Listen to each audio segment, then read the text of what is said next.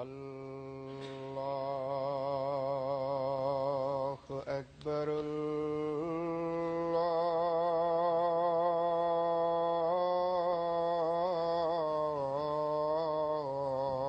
الله أكبر. الله أكبر.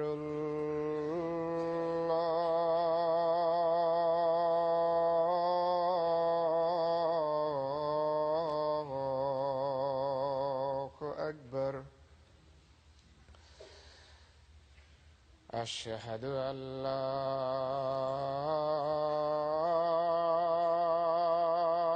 إله إلا الله. أشهد أن لا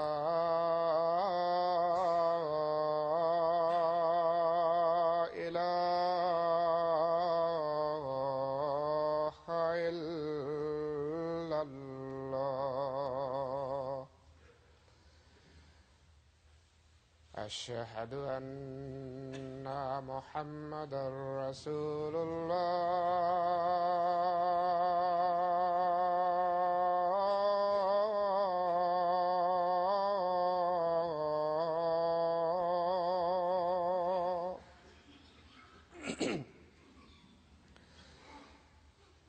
أشهد أن محمدًا رسول الله. حي على الصلاة.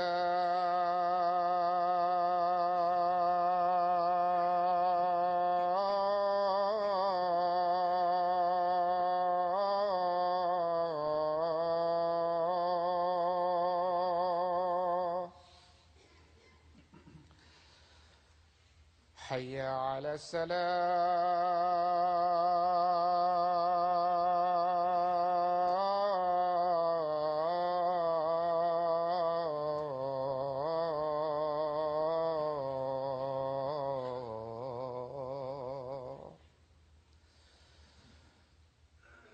حي على الفلاح.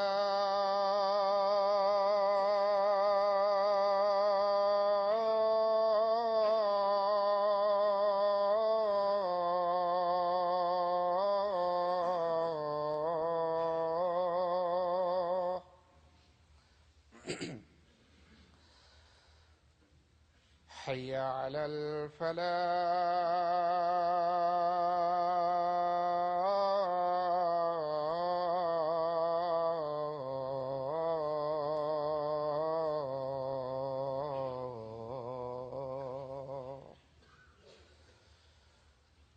الله أكبر.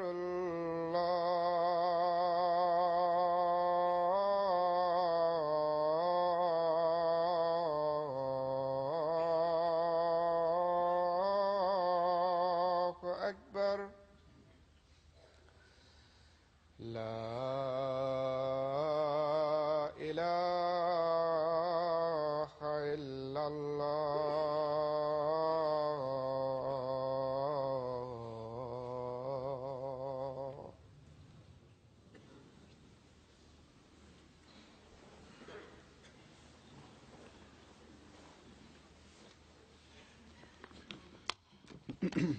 अस्सलामु अलैकुम रहमतुल्लाह।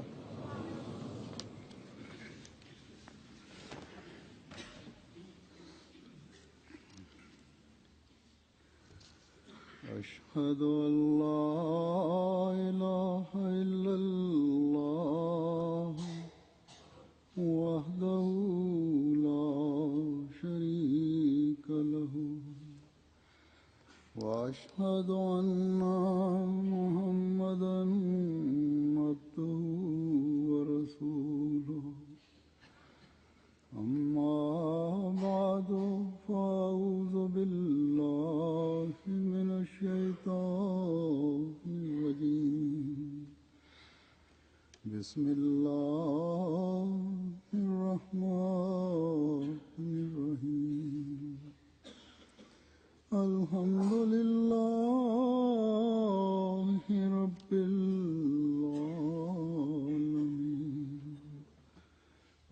الرحمن الرحيم مالك يوم الدين إياك نعبد وإياك نستعين اهدنا الصراط المستقيم صراط الذين أنعمت عليهم غير المغضوب عليهم ولا الضالين وإذا سألك عبادي عني فإني قريب أجيب دعوة الداع إذا دعاني فليستجيبوا لي وليؤمنوا بي لعلهم يرشدون.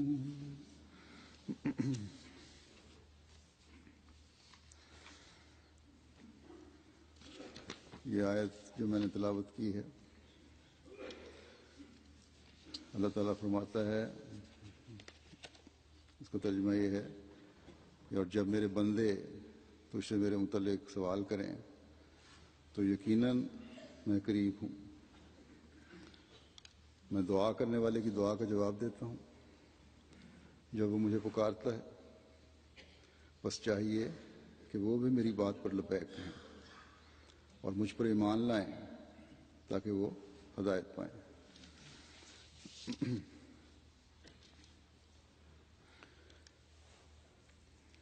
یہ آیت اللہ تعالیٰ کا ارشاد روزوں کے حکم اور ان کی تفصیلات کے ساتھ بیان کی گئی ہے،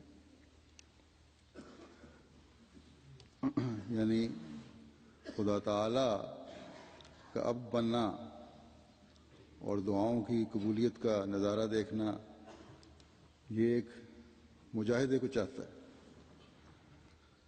اور رمضان کے روزے بھی ایک مجاہدہ ہیں جو اس کا ادراک حاصل کرتے ہوئے ایک مومن کو رکھنے چاہیے، یہ سمجھتے ہوئے روزے رکھنے چاہیے کہ ہم اللہ تعالیٰ کی خاطر ایک کام کر رہے ہیں، نہ کہ صرف فاقہ، اور اس میں اس کے لوازمات کیا ہیں ان کا بھی پوری طرح علم ہونا چاہیے۔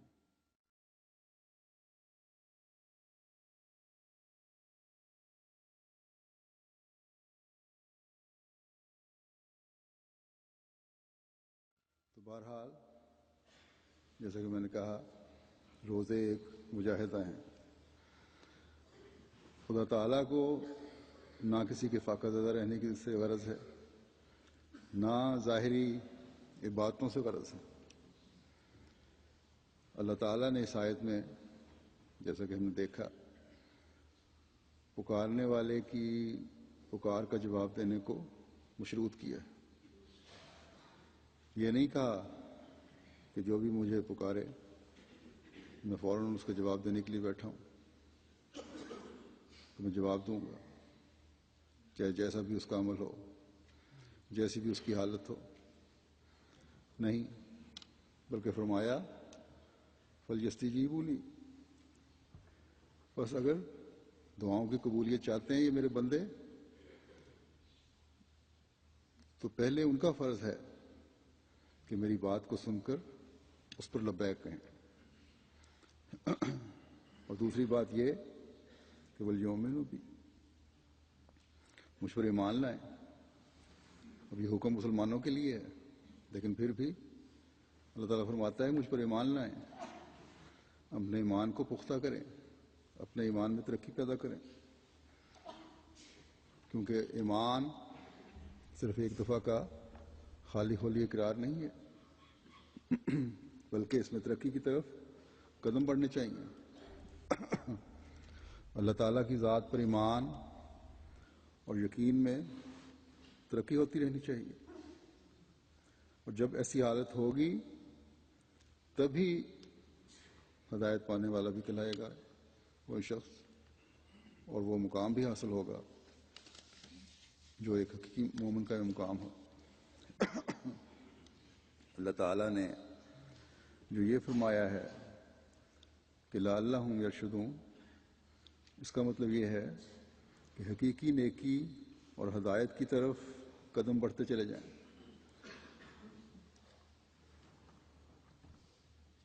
اور ہدایت میں کاملیت کی تلاش رہے۔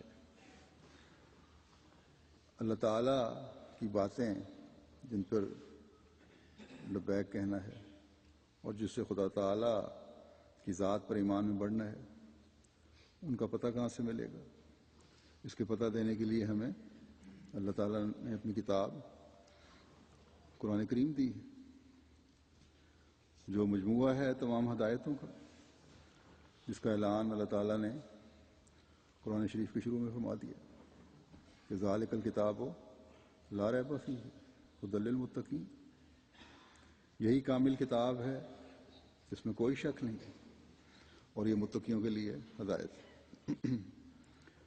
جو لوگ ہدایت کے متلاشی ہیں، جو لوگ خدا تعالیٰ پر اپنا ایمان مضبوط کرنا چاہتے ہیں، جو لوگ نیکیوں کی انتہا کو چھونا چاہتے ہیں، جو لوگ ان دعاؤں کی قبولیت کو چاہتے ہیں جو وہ کر رہے ہیں، ان کے لیے کوئی راستہ نہیں مگر یہ کامل کتاب جو کامل رسول صلی اللہ علیہ وسلم پر اتری ہے۔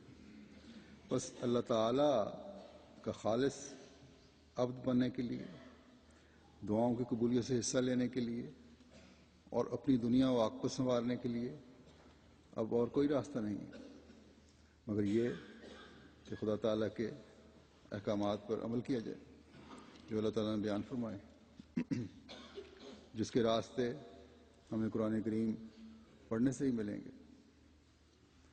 اور جس کے نمونے ہمیں اللہ تعالیٰ کے اس پاک رسول صلی اللہ علیہ وسلم کے اسوہ میں ہی ملیں گے۔ اصل میں تو قرآن کریم کی عملی تصویر ہی حضرت صلی اللہ علیہ وسلم کی ذات ہے، جس کی طرف ہدایت فرماتے ہوئے خدا تعالیٰ نے مومنین کو فرمایا ہے کہ لقد کان لکم فی رسول اللہ اسوۃ حسنۃ لمن کان یرجو اللہ والیوم الآخر وذکر اللہ کثیرا، یقیناً تمہارے لیے اللہ تعالیٰ کے رسول میں ایک اعلیٰ نمونہ اور اسوہ حسنہ ہے، ہر اس شخص کے لیے جو اللہ اور یوم آخرت کے ملنے کی امید رکھتا ہے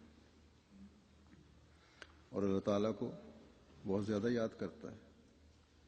بس یوم آخرت پر ایمان اور مرنے کے بعد اللہ تعالیٰ کے حضور پیش ہونے پر ایمان اور اللہ تعالیٰ کی عبادت اور ذکر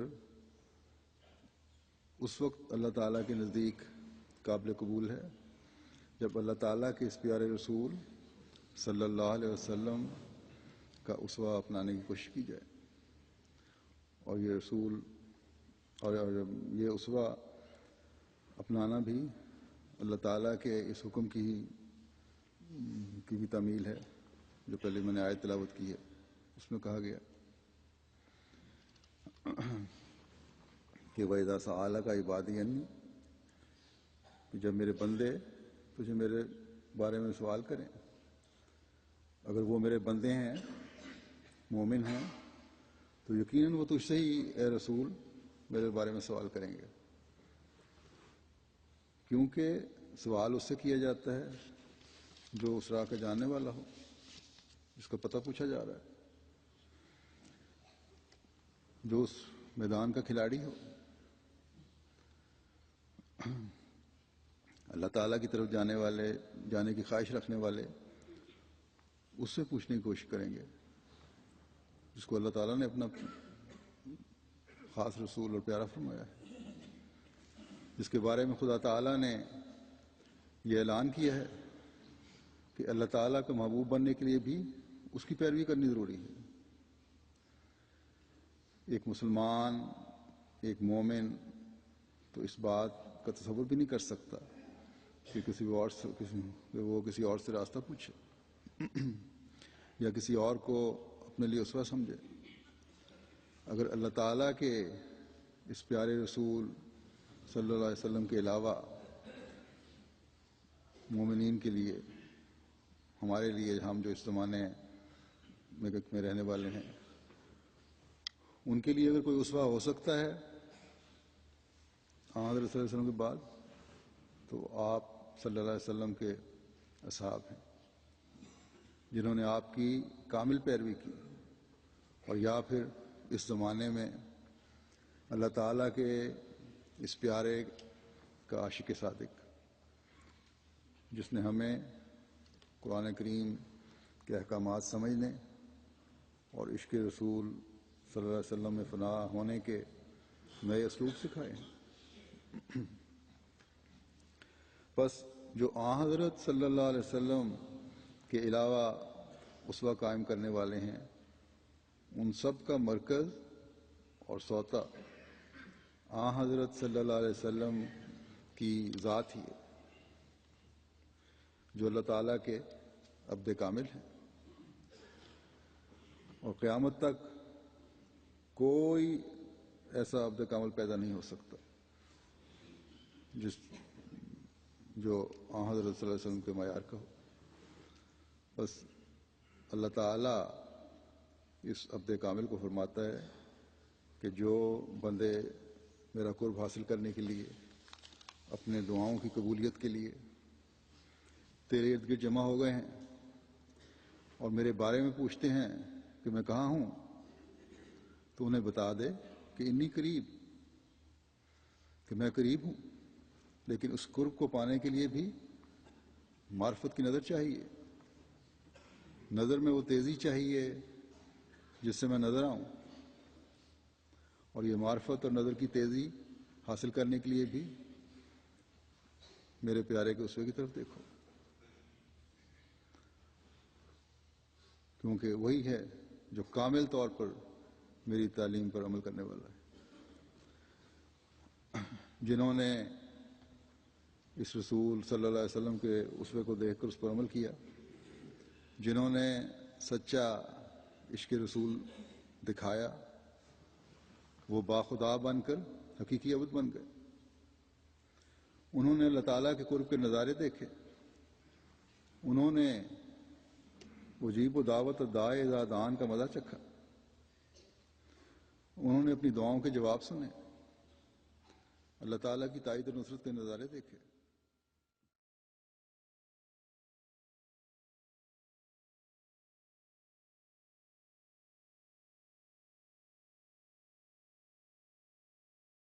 بس آج بھی سوال کرنے والوں کے لیے وہی جواب ہے جو آج سے 1400 سال پہلے تھا۔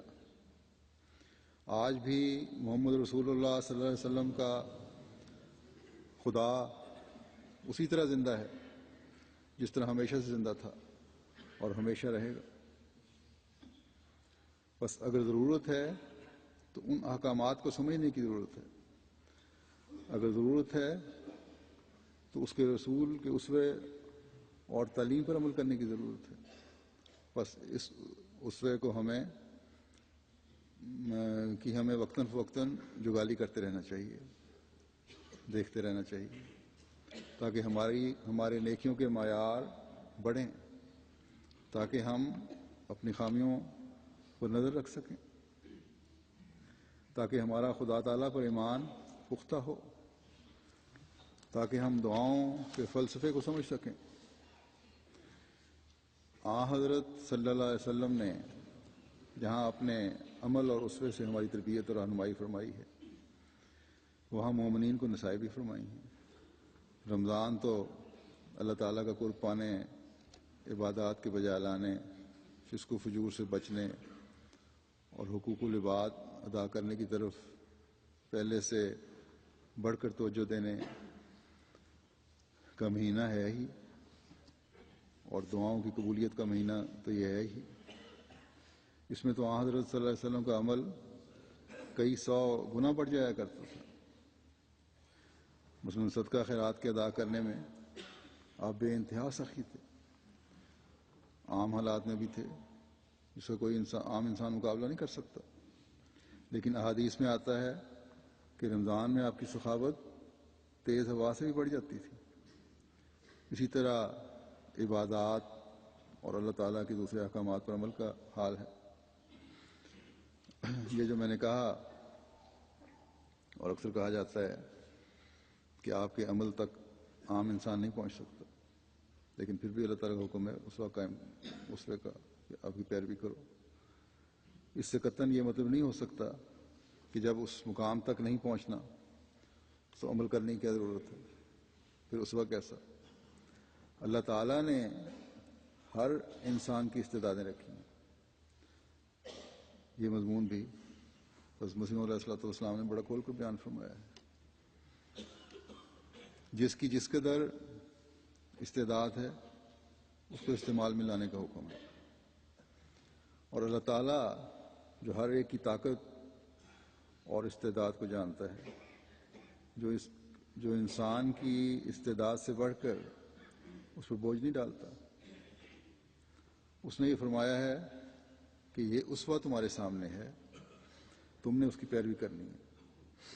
تمہیں اس پیروی کی وجہ سے تمہاری استعدادوں کے مطابق اس کا اجر ملے گا۔ اور یہ بات بھی یاد رکھنی چاہیے کہ استعدادوں کی تعیین کرنا انسان کا کام نہیں ہے، بلکہ اللہ تعالیٰ جانتا ہے کہ کس انسان میں کتنی استعداد ہے۔ انسان کا کام ہے کہ اپنی کوشش کی انتہا کر دے اور پھر معاملہ اللہ تعالیٰ پر چھوڑے۔ انسان کا کام، ایک مومن کا کام جہاد کرنا ہے، اور جہاد کا مطلب یہ ہے کہ اپنی تمام تر طاقتوں کے ساتھ کوشش کرنا، کسی کام میں پورے شوق اور اپنی تمام تر صلاحیتوں کے ساتھ اپنے آپ کو مشقت میں ڈالتے ہوئے جت جانا، اس حد تک کوشش کرنا کہ انسان تھک کر چور ہو جائے، یہی جہاد کے معنی ہیں۔ اللہ تعالیٰ قرآن کریم میں ایک جگہ فرماتا ہے کہ والذین جاہدوا فینا لنہدینہم سبلنا، اور وہ لوگ جو ہم سے ملنے کی کوشش کرتے ہیں ہم ضرور ان کو اپنے راستوں کی طرف آنے کے طریق بتائیں گے۔ بس اللہ تعالیٰ نے جہادو کا لفظ استعمال فرما کر ہمیں اس طرف توجہ دلائی ہے کہ ایک انسان کو جو ایمان میں بڑھنا چاہتا ہے، اللہ تعالیٰ کے قرب کے لیے جہاد کی ضرورت ہے، ایسی کوشش کی ضرورت ہے جو مسلسل ہو اور اسے تھکا کر چور کر دے۔ جب ایسی کوشش ہوتی ہے تو اللہ تعالیٰ بڑھ کر ایسے انسان کو گلے لگا لیتا ہے۔ یہ تو اللہ تعالیٰ کی حکم تو یہ فرمایا ہے، لیکن اللہ تعالیٰ کی صفت کریمی یہ ہے کہ بے شک یہ حکم تو دیا ہے کہ مجھ تک پہنچنے کے لیے اپنی تمام تر صلاحیتوں کے ساتھ کوشش کرو، لیکن اپنے رسول صلی اللہ علیہ وسلم کو بتا دیا کہ ان مومنوں کو بتا دے کہ جب وہ ایک قدم میری طرف بڑھتے ہیں تو میں 2 قدم بڑھتا ہوں، جب وہ چل کر آتے ہیں تو میں دوڑ کر آتا ہوں۔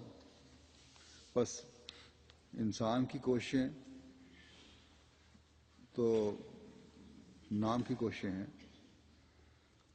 ہمارا پیارا خدا تو ایسا دیالو خدا ہے کہ جب وہ دیکھتا ہے کہ میرے بندے نے فلیستجیبوا لی، یعنی میری بات پر لبیک کہیں پر عمل کرتے ہوئے قرب پانے کے لیے پہلا ہی قدم اٹھایا ہے، تو اللہ تعالیٰ اپنی رحمت سے یہ فاصلے کم کرتا چلا جاتا ہے، اور ایک کمزور انسان اور عبد رحمان بننے کے خواہش مند کو سینے سے لگا لیتا ہے۔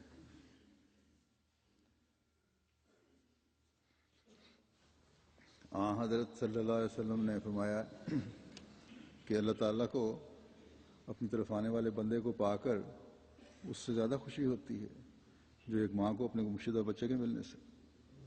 بس یہ تو اللہ تعالیٰ کی رحمانیت کے جلوے ہیں، ورنہ ایک عاجز انسان کی کیا کوشش ہوتی ہے؟ اللہ تعالیٰ کی رحمانیت ہی ہے جو اسے اپنے قریب لے آتی ہے۔ بہرحال میں واپس اپنی بات کی طرف آتا ہوں۔ جیسا کہ میں نے کہا تھا کہ حضرت صلی اللہ علیہ وسلم کا اسوہ جو خدا تعالیٰ کے احکامات پر عمل کی ایک کامل تصویر تھے۔ رمضان میں تو غیر معمولی نظارے اس کے دیکھنے میں ملتے ہی ہیں، لیکن عام حالات میں بھی آپ کی باتوں، اخلاق فاضلہ اور حقوق کی ادائیگی کی وہ مثالیں نظر آتی ہیں جو کسی انسان میں نہیں ہو سکتی۔ عبادت کے معیار کی اور دوسری باتوں کی چند مثالیں میں پیش کرتا ہوں۔ ایک روایت ہے کہ ایک دفعہ گھوڑے سے گر جانے کی وجہ سے آپ صلی اللہ علیہ وسلم کے جسم کا ایک حصہ شدید زخمی ہو گیا، کھڑے ہو کر نماز نہیں پڑھ سکتے تھے، اس لیے بیٹھ کر نماز آپ نے پڑھائی۔ لیکن اس حالت میں بھی نماز باجماعت کا ناغہ نہیں کیا۔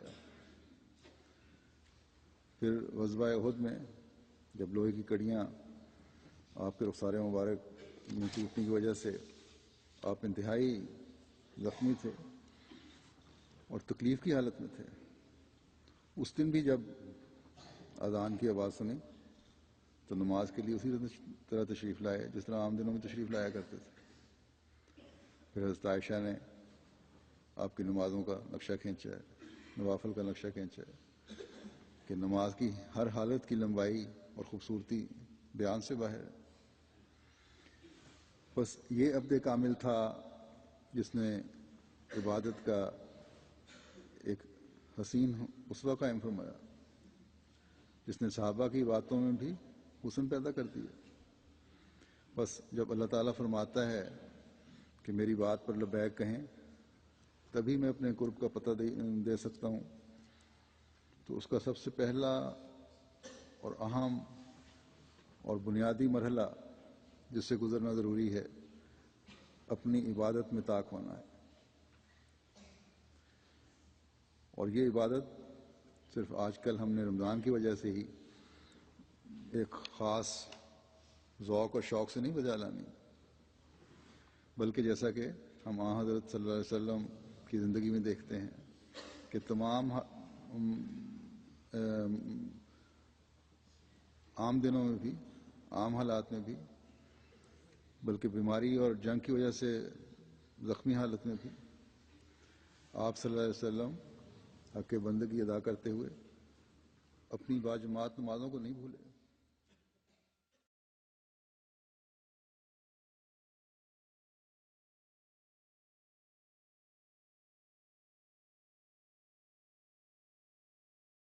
جب اللہ تعالیٰ نے حکم فرمایا ہے کہ مومن کی نشانی یہ ہے کہ یقیمون الصلاۃ، کہ وہ نمازوں کو قائم کرتے ہیں، نماز باجماعت ادا کرنے کے لیے نماز کے اوقات میں جمع ہوتے ہیں، تو وہ کامل انسان جس سے خدا تعالیٰ نے یہ اعلان کروایا تھا کہ قل ان صلاتی و نسکی و محیای و مماتی للہ رب العالمین، اے نبی تو اعلان کر دے کہ میری نمازیں اور میری قربانی اور میرا زندہ رہنا اور میرا مرنا اللہ تعالیٰ کے لیے ہے جو تمام جہانوں کا رب ہے۔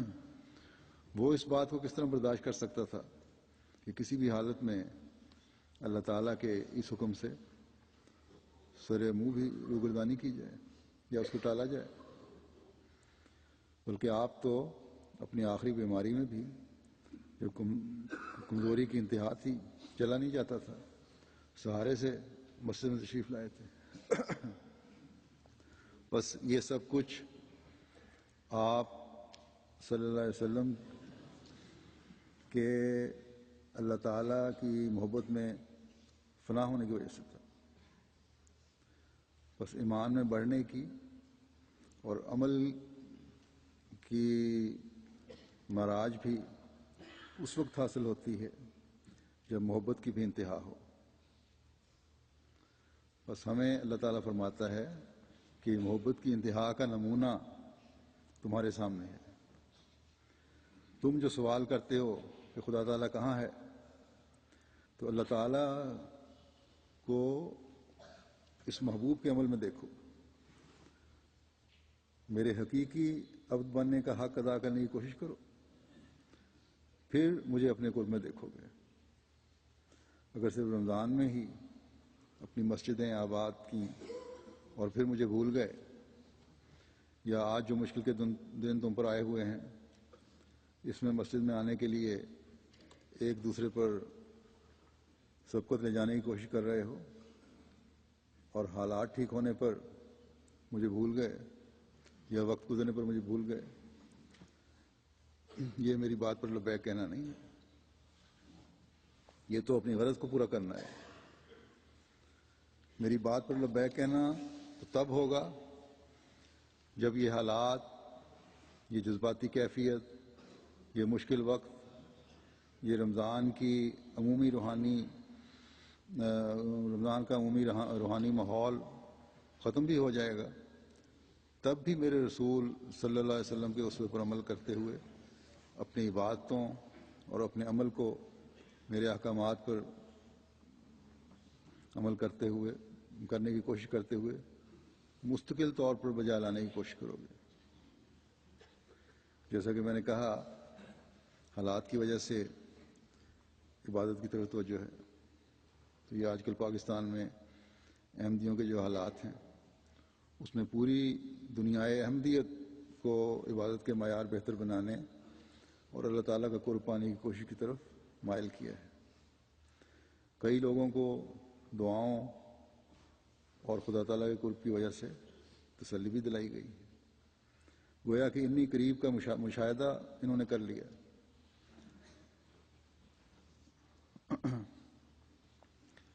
پاکستان میں احمدیوں پر سخت حالات اور اس کے بعد 2 جلسوں نے اس کیفیت کو ابھی تک جاری رکھا ہوا ہے، اور اب رمضان آ گیا ہے، پھر ایک دعاؤں کی قبولیت کا، اللہ تعالیٰ کا قرب پانے کا مہینہ ہے۔ اس میں جہاں یہ کوشش اپنی انتہا تک پہنچانے کی کوشش کرنی چاہیے، وہاں یہ بھی دعا کرنی چاہیے کہ یہ حالت ہم میں اب ہمیشہ کے لیے قائم ہو جائے۔ رمضان ختم ہونے اور وقت گزرنے کے ساتھ آہستہ آہستہ کہیں ہم اپنی کمزوری کی حالت میں نہ چلے جائیں۔ احمدیوں کو یہ احساس بھی ہے کہ جلسوں نے جو کیفیت جاری رکھی ہے، اب رمضان آنے سے اس میں مزید جلا پیدا ہوگی، اور اس کے لیے دعا کے لیے لکھتے بھی ہیں، لیکن یہ کوشش بھی کرنی چاہیے کہ یہ عارضی تبدیلی نہ ہو بلکہ مستقل نوعیت کی تبدیلی ہو، اور ہم اللہ تعالیٰ کا حقیقی عبد بنتے ہوئے اپنی عبادتوں کے معیار اونچے سے اونچے کرتے چلے جائیں۔ ہمیں کوشش کرنی چاہیے کہ اپنی دعاؤں، عبادتوں اور نیک اعمال سے اللہ تعالیٰ کا وہ قرب حاصل کریں جس کا تسلسل کبھی ختم نہ ہو۔ ہماری عبادتوں کے معیار اونچے ہوتے چلے جائیں، ہمارے تقویٰ کے معیار اونچے ہوتے چلے جائیں۔ اس کے حصول کے لیے حضرت مسیح موعود علیہ الصلوۃ والسلام نے ایک جگہ جو طریق بتایا ہے وہ یہ ہے، آپ فرماتے ہیں کہ یاد رکھو کہ سب سے اول اور ضروری دعا یہ ہے کہ انسان اپنے آپ کو گناہوں سے پاک کرنے کی دعا کرے۔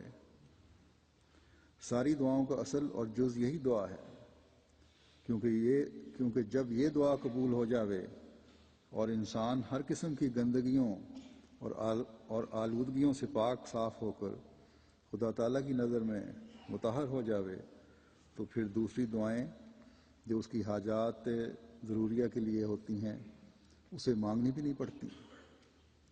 فرمایا کہ بڑی مشقت اور محنت طلب یہی دعا ہے کہ وہ گناہوں سے پاک ہو جاوے۔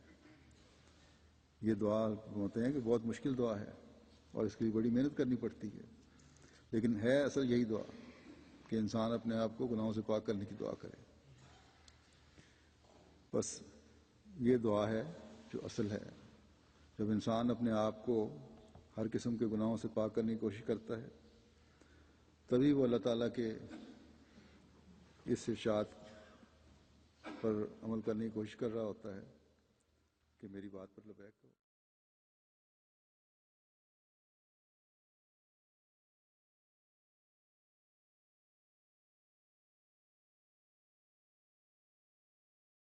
قرآن کریم جیسا کہ میں نے کہا اللہ تعالیٰ کے احکامات سے بھرا پڑا ہے. ان پر عمل ہوگا تو تبھی اللہ تعالیٰ کی آواز پر لبیک کہنے والے ہم بن سکیں گے، تبھی ہم اپنے آپ کو گناہوں سے پاک کرنے کی کوشش کرنے والے بنیں گے. اللہ تعالیٰ کے تو جیسا کہ میں نے کہا بے شمار احکامات ہیں قرآن کریم میں، تمام کا بیان تو ایک مجلس میں ہو نہیں سکتا. رمضان کے مہینے میں جب تلاوت کی طرف توجہ بھی زیادہ ہوتی ہے، قرآن کریم کی تلاوت کر رہے ہوتے ہیں، درس وغیرہ سننے کی طرف توجہ ہوتی ہے، ان میں ان احکامات پر غور کرنے کی ہر مومن کو کوشش کرنی چاہیے. لیکن بہرحال جیسا کہ میں نے کہا تھا کہ اس وقت میں حضرت صلی اللہ علیہ وسلم کے اسوہ میں سے چند باتوں کا ذکر کروں گا. آپ کی عبادت کے بارے میں تو ایک ہلکی سی جھلک میں نے دکھائی کہ کیا معیار تھا، اور اب آپ کے اسوے کے چند اور نمونے ہیں. اللہ تعالیٰ قرآن کریم میں فرماتا ہے کہ وَأَوْفُوا بِالْعَهْدِ إِنَّ الْعَهْدَ كَانَ مَسْئُولًا، اور اپنے عہد پورے کرو، یقیناً عہد کے بارے میں جواب طلبی ہوگی. اب اس کی کس حد تک آپ صلی اللہ علیہ وسلم پابندی فرماتے تھے؟ ایک روایت میں حذیفہ بن یمان بیان کرتے ہیں کہ میرے بدر کی جنگ میں شامل ہونے میں یہ روک ہوئی کہ میں اور میرا ساتھی ابو سہل گھر سے نکلے، راستے میں کفار قریش نے ہمیں پکڑ لیا اور پوچھا تم محمد کے پاس جا رہے ہو؟ ہم نے کہا ہم مدینہ جا رہے ہیں. انہوں نے ہم سے عہد لیا کہ ہم رسول اللہ صلی اللہ علیہ وسلم کے ساتھ لڑائی میں شامل نہیں ہوں گے.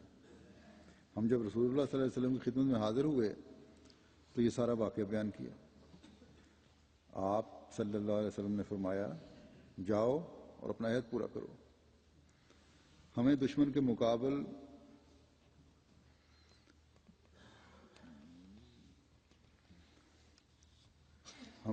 ہم دشمن کے مقابل پر دعا سے مدد چاہیں گے.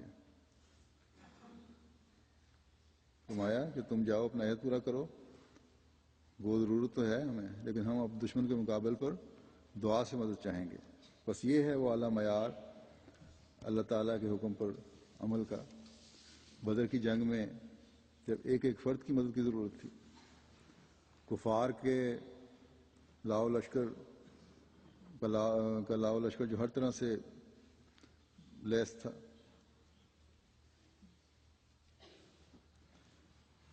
اس کے مقابلے پر دیکھا جائے تو مسلمانوں کی حیثیت نہتوں جیسی تھی. لیکن آپ نے فرمایا کہ تم عہد کر چکے ہو، بس یہ عہد پورا کرو. میں دعا سے اللہ تعالیٰ کی مدد چاہوں گا. اور پھر دنیا نے یہ نظارہ دیکھا اور تاریخ نے اسے محفوظ کر لیا، اور دشمن بھی آپ کے اس عہد کے معترف ہیں. لیکن اس عبد کامل کو، جس کو پہلے بھی اپنے خدا پر بھروسہ تھا، جو وہ خدا جو اس عبد کامل کے ہر وقت قریب رہتا تھا، اس نے کس طرح اپنی قربت کا نشان دکھایا کہ آپ صلی اللہ علیہ وسلم کی دعاؤں کو قبول فرماتے ہوئے نہتوں اور کمزوروں کو، طاقتوروں اور لاؤ لشکر سے لیس فوج پر نہ صرف غلبہ عطا کر دیا بلکہ پوری طرح ایسا غلبہ عطا فرمایا جو واضح غلبہ تھا. جس یقین سے آپ نے فرمایا تھا کہ میں دعا سے خدا تعالیٰ کی مدد چاہوں گا، اس یقین کو سچے وعدوں والے خدا نے پورا فرمایا اور صحابہ کے ایمان کو مزید مضبوط کیا. اور دشمن پر ہیبت طاری فرمائی۔ ایک عورت نے فتح مکہ کے موقع پر دشمن کو پناہ دینے کا وعدہ کیا تو حضرت صلی اللہ علیہ وسلم نے فرمایا، اے ام ہانی، جسے تم نے پناہ دی اسے ہم نے پناہ دی۔ بس ایک مومنہ کی زبان سے ایک مومنہ کا زبان دینے کا آپ نے اس قدر پاس کیا کہ باوجود اس کے کہ حضرت علی جیسے لوگوں نے اس کی مخالفت بھی کی، آپ نے جو اعلیٰ اخلاق پیدا کرنے آئے تھے آپ نے فرمایا کہ اپنے وعدے کا پاس کرو، اور کیونکہ تم نے وعدہ کر لیا اس لیے ہم بھی تمہارے وعدے کا پاس کرتے ہیں۔ آج ہم دیکھتے ہیں آج کل کے معاشرے میں کہ ہم ذرا ذرا سی بات پر عیش شکنیاں ہو رہی ہوتی ہیں اور معاشرے کا امن برباد ہو رہا ہوتا ہے۔ غیروں میں تو خیر بہت زیادہ ہے، لیکن جماعت میں بھی ایسی صورت پیدا ہو جاتی ہے، اور اس پر مستضاد یہ کہ جھوٹ کا بھی سہارا لیا جاتا ہے بعض اوقات، جو مقدمے بازیاں ہو رہی ہوتی ہیں یا معاملات پیش کیے جاتے ہیں، یعنی ایک عہد شکنی ہو رہی ہوتی ہے اور دوسرے جھوٹ بھی بولا جا رہا ہوتا ہے، جو اللہ تعالیٰ کی ابدیت سے ویسے ہی نکال دیتا ہے، کیونکہ خدا تعالیٰ نے جھوٹ اور شرک کو جمع کر کے یہ واضح فرما دیا کہ جھوٹ اور شرک برابر ہیں، جیسا کہ فرماتا ہے وَاجْتَنِبُوا الرِّجْسَ مِنَ الْأَوْثَانِ وَاجْتَنِبُوا قَوْلَ الزُّورِ۔ بس بتوں کی پلیدی سے اعتراض کرو اور جھوٹ کہنے سے بچو۔ حضرت مسیح موعود علیہ السلام فرماتے ہیں کہ قرآن شریف نے جھوٹ کو بھی ایک نجاست اور رجس قرار دیا ہے، جیسا کہ فرماتا ہے فَاجْتَنِبُوا الرِّجْسَ مِنَ الْأَوْثَانِ وَاجْتَنِبُوا قَوْلَ الزُّورِ۔ دیکھو، فرمایا دیکھو یہاں جھوٹ کو بت کے مقابل رکھا ہے، اور حقیقت میں جھوٹ بھی ایک بت ہی ہے، ورنہ کیوں سچائی کو چھوڑ کر دوسری طرف جاتا ہے؟ جیسے بت کے نیچے کوئی حقیقت نہیں ہوتی، اسی طرح جھوٹ کے نیچے بجز ملمہ سازی کے اور کچھ بھی نہیں ہوتا۔ جھوٹ بولنے والوں کا اعتبار یہاں تک کم ہو جاتا ہے کہ اگر وہ سچ کہیں تب بھی یہی خیال ہوتا ہے کہ اس میں بھی کچھ جھوٹ کی ملاوٹ نہ ہو۔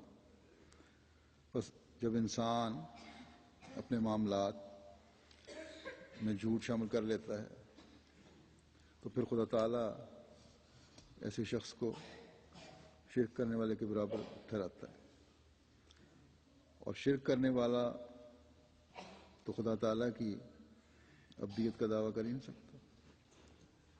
بس یہ بڑے خوف کا مقام ہے۔ بعض لوگ سمجھتے ہیں کہ چھوٹی موٹی غلط بیانی جو ہے وہ جھوٹ نہیں ہوتا، یہ جھوٹ کے زمرے میں نہیں آتا، حالانکہ یہ بھی جھوٹ ہے۔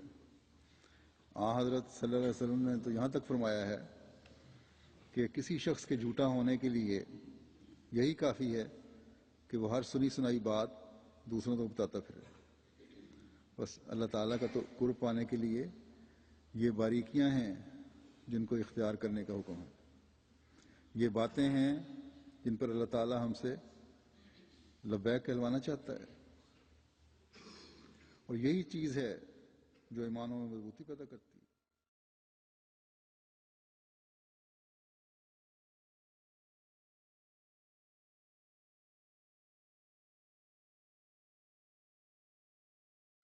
اور اللہ تعالیٰ کا عبد بناتی ہے۔ روزے کے حوالے سے بھی حضرت صلی اللہ علیہ وسلم نے خاص طور پر توجہ دلائی ہے۔ حضرت ابو ہریرہ رضی اللہ تعالیٰ عنہ سے روایت ہے کہ حضرت صلی اللہ علیہ وسلم نے فرمایا کہ جو شخص جھوٹ بولنا اور اس پر عمل کرنا نہیں چھوڑتا، اللہ تعالیٰ کو اس چیز کی قطعاً ضرورت نہیں کہ وہ اپنا کھانا پینا چھوڑ دے۔ پھر ایک روایت ہے کہ روزہ ڈھال ہے جب تک کہ وہ اس ڈھال کو جھوٹ اور غیبت کے ذریعے نہیں پھاڑتا۔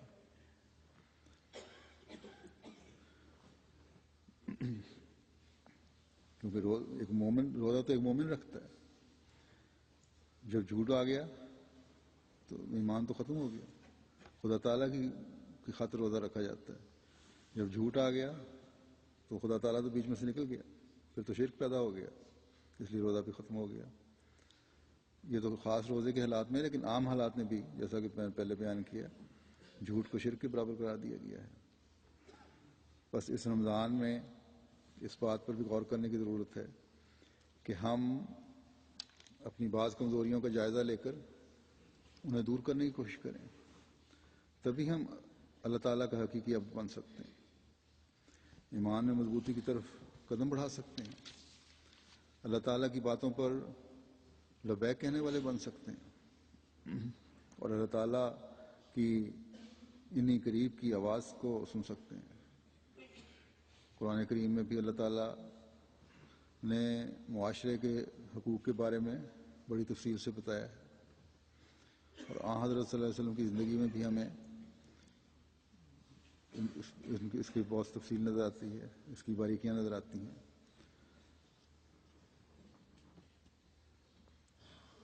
مثلا ایک حق ہے صلہ رحمی کا.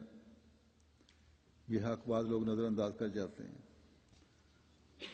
مثلا رحمی رشتوں کی ادائیگی کے بارے میں خدا تعالیٰ نے حکم فرمایا ہے، اور ہر نکاح پر ایک آیت پڑھی جاتی ہے، لیکن اس کا حق ادا کرنے کی طرف توجہ کم ہوتی ہے. حالانکہ رحمی رشتے جب آپس میں رشتے قائم ہوتے ہیں تو دونوں طرف کے رشتے ہیں، لڑکے کی طرف کے بھی لڑکی کی طرف کے بھی. اگر ان کا حق ادا کیا جائے تو بہت سارے جو مسائل رشتوں میں پیدا ہوتے ہیں پیدا نہ ہوں، جن کی تعداد اب بڑھتی چلی جا رہی ہے. آج کل بعض رشتوں میں دراڑوں کی یہی بہت بڑی وجہ ہے. حضرت صلی اللہ علیہ وسلم تو نہ صرف یہ کہ صلہ رحمی میں کرتے تھے، رحمی رشتوں کو پاس فرمایا کرتے تھے، بلکہ رضائی رشتوں کا بھی بڑا احترام کیا کرتے تھے. بس یہ اسوہ آج کل کے فساد کو ختم کرنے کے لیے بڑا ضروری ہے. گھروں کے ٹوٹنے میں یہ آج کل بہت بڑی وجہ بنی ہوئی ہے. میں نے اکثر دیکھا ہے کہ ایک دوسرے کے رشتوں کی قدر نہ کرنا بھی خاوند بیوی کے تعلقات میں دراڑیں ڈالتا ہے، جیسا کہ میں نے کہا. بس اللہ تعالیٰ فرماتا ہے کہ میرا بندہ بننے کا فیض اٹھانا ہے تو عبادتوں کے بھی حق ادا کرنے ہوں گے، اور اعلیٰ اخلاق کا بھی مظاہرہ کرنا ہوگا، میرے بندوں کے بھی حق ادا کرنے ہوں گے. جس کا اسوہ ہمارے سامنے اللہ تعالیٰ نے حضرت صلی اللہ علیہ وسلم کی ذات میں قائم فرمایا، جس کی نصائح آپ صلی اللہ علیہ وسلم نے ہمیں فرمائی. اور پھر جب یہ حالت ہماری ہوگی تو ہم ان لوگوں میں شمار ہوں گے جو اللہ تعالیٰ کا قرب پانے والے ہیں.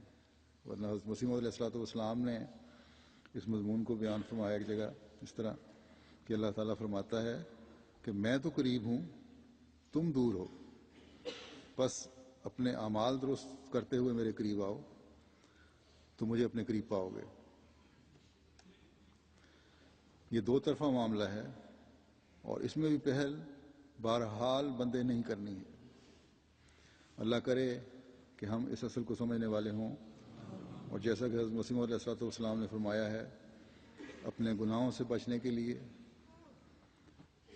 دعائیں مانگنے والے ہوں، تاکہ اس بابرکت مہینے میں اللہ تعالیٰ کا فضل ہم پر نازل ہو اور ہم اللہ تعالیٰ کے مقرب بندے بننے والے کہلا سکیں.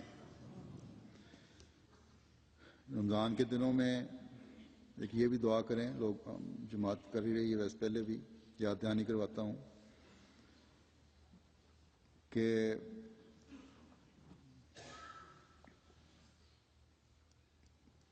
پاکستان کے بارے میں خاص طور پہ دعا کریں، پاکستان کے احمدیوں کے بارے میں خاص طور پہ دعا کریں. یہ دعا کریں کہ اللہ تعالیٰ ہمیں ہر وقت اپنی رحمت کی چادر میں لپیٹے رکھے، دشمن کے تمام منصوبے خاک میں ملائے، جماعت کو اپنی خاص حفاظت میں رکھے، اپنی خارق عادت قدرت کا جلوہ دکھائے، اور اللہ تعالیٰ کی نظر میں جو شر الناس ہے ان کا خاتمہ فرمائے۔ پاکستان کی جو حالت ہے لوگ سمجھ نہیں رہے، جو وہاں کے ارباب حل وقت ہیں، جو لیڈرشپ ہے، یہ کس طرف جا رہا ہے اور کیا ہونے والا ہے۔ اللہ تعالیٰ ہی رحم فرمائے اور اسلام اور احمدیت کی ترقی ہمیں پہلے سے بڑھ کر دکھائے۔